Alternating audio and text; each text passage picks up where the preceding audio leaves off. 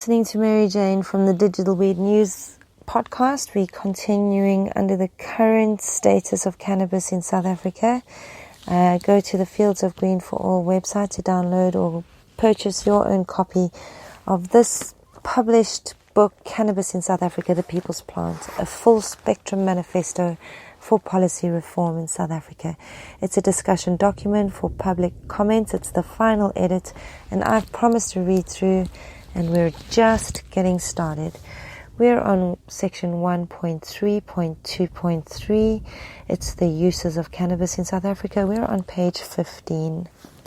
Uses of a variety of cannabis-based products in South Africa are wrapped up in the 4 platforms across which the evidence for the trial of the plant was structured. Number 1, responsible adult use. Regular users across all socio-economic groups in all geographical locations in South Africa. Then, traditional, cultural and religious uses. That's the widespread historical use amongst people, traditional healers and members of the Rastafari religion. Then there's industrial uses, an as yet untapped resource despite a hemp research license being issued over 20 years ago. South Africans have the knowledge of the vast applications of cannabis, and there is a great potential for the success of this form of cultivation if left in the capable hands of the agricultural sector.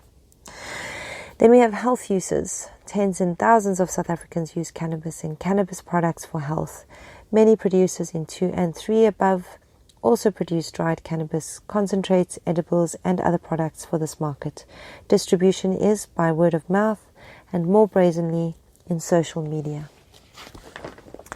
Then we've got 1.4, international perspective. Dun, dun, dun.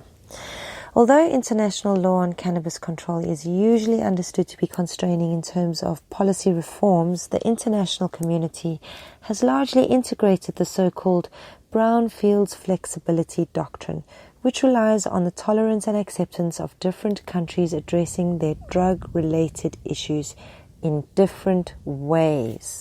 Right now, this flexibility includes alternative ways to read the 3 international drug control conventions, the IDCC, and an increased weight placed on the spirit of the letter of these treaties. International human rights law is, in any case, over and above other international treaties. Treaties and conventions, that's not very well read. I'm just going to take it again since this is live. This flexibility, the Brown's flexibility doctrine, includes alternative ways to read the 3 international drug control conventions and increased weight placed on the spirit over the letter of these treaties. International human rights law is, in any case, over and above other international treaties and conventions. The flexibility approach allows the adoption of a human rights compatible implementation of the IDCC, where a state can commit to protecting global health, avoiding drug-related health risks, and dependence on medication in order to ensure constant and unconditional availability and harmonization of international trade.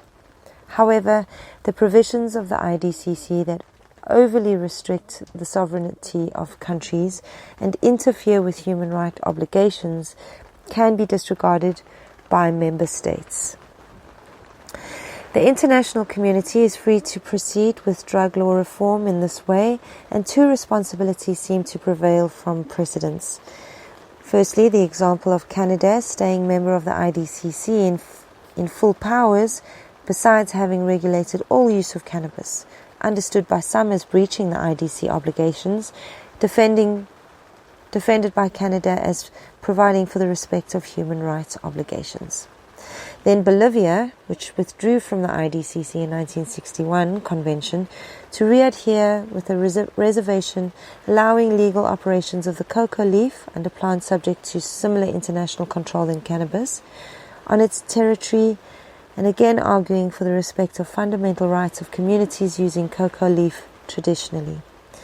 Beyond these 2 countries, there is enormous spectrum of legal and policy frameworks available, ranging from strict prohibition enforced in a human rights violating manner to a wide array of models of regulating for the production, manufacture, supply, and use of non-medical psychoactive plant materials, including cannabis. CAT is a good example for the variety of possible legal approaches. So far, only Bolivia has made a move to try to reflect its international commitments towards the IDCC in an honest manner. All other countries undertaking reforms adopt their own sui generis approach, fully focused on national concerns, just like Canada. Because cannabis law reform in South Africa cannot happen in a vacuum, there is a need to look